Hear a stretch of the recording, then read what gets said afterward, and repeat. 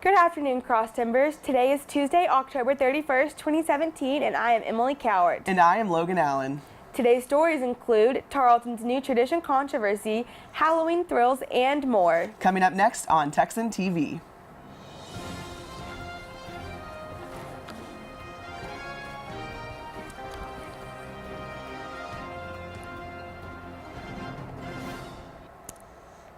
In campus news, the aftermath of the unveiling of the Earl Rudder Memorial Statue, good luck pennies were left on the General's boot.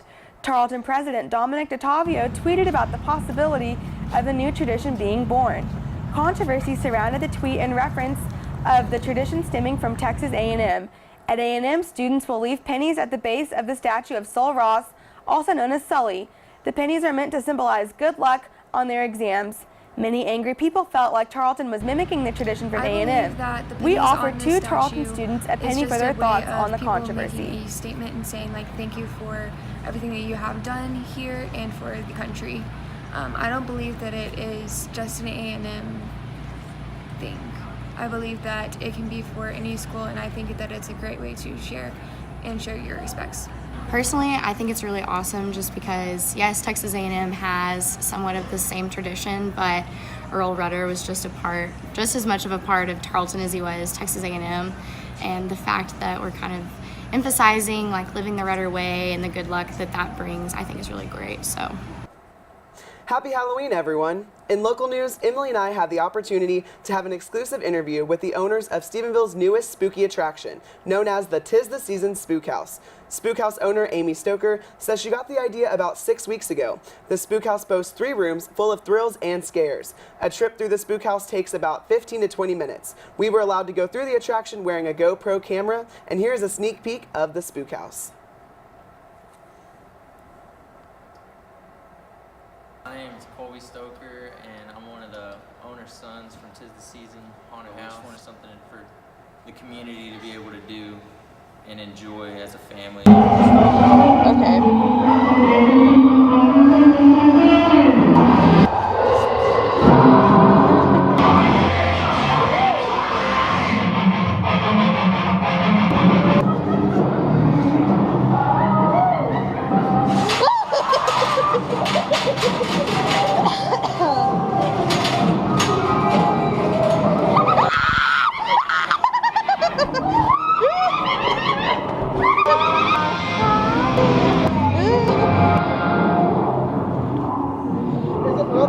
This is the outside. Okay. Tonight is the last night to get in on the thrills, so head out from 7 p.m. to 12 a.m. Tickets are $20 a person, but a $5 discount is being offered for bringing a canned good. For more information, visit Spook House Facebook page at facebook.com/tistheseasonhauntedhouse. Have a happy Halloween. And now, today's Texas national and international and sports news from the Associated Press. In state news, the deaths of elderly residents in Texas and Florida facilities after the hurricanes made landfall in August and September has heightened scrutiny of the evacuation procedures at nursing homes and assisted living facilities.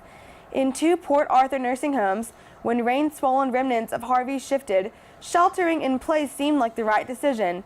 Then, 26 inches of water fell and started seeping into the homes 4 days after administrators decided to shelter in place. At least 2 residents died in the days after police ultimately ordered evacuations. Chip Ferguson, an attorney representing the families of some Harvey victims, says a lot of things went wrong and went very tragically wrong. Ferguson is suing 2 Port Arthur nursing homes over the deaths.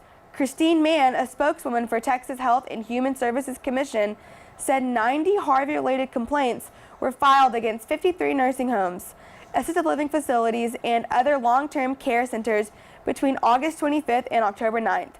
Mann said her agency will investigate each of the Harvey-related claims, the vast majority of which involves allegations of patient neglect. This is an ongoing investigation. We will update you with more as we have it. For national news, we turn to the AP News Minute for today's top stories around the country. This is AP News Minute. Former Trump campaign chairman Paul Manafort and his business associate Rick Gates are under house arrest. On Monday, the special counsel investigating the Trump campaign's links to Russia indicted them on money laundering charges. A third man pled guilty to lying to investigators. U.S. Special Operations Forces in Libya captured a militant accused of playing a major role in the Benghazi attack 5 years ago. The militant is expected to be flown to the U.S. and tried in federal court. One person was killed in a shooting near the University of Utah's Salt Lake City campus. Students were told to shelter in place while authorities searched for an armed and dangerous suspect. And more than 1 million New England homes and businesses were still without power early Tuesday. A storm toppled trees and power lines and forced some communities to postpone Halloween festivities. Shirley Smith, The Associated Press, with AP News Minute. In international news, Saudi Arabia has taken a huge step in diminishing the country's gender segregation by announcing the nation will start allowing women into sports stadiums starting next year. There will now be a family section in addition to all male seating where women can enjoy the game by themselves or with a male accomplice. This is a monumental step for Saudi Arabia, considering 2 women were arrested in 2014 for sneaking into a soccer game. They were disguised as men, wearing pants, long-sleeve shirts, hats, and sunglasses.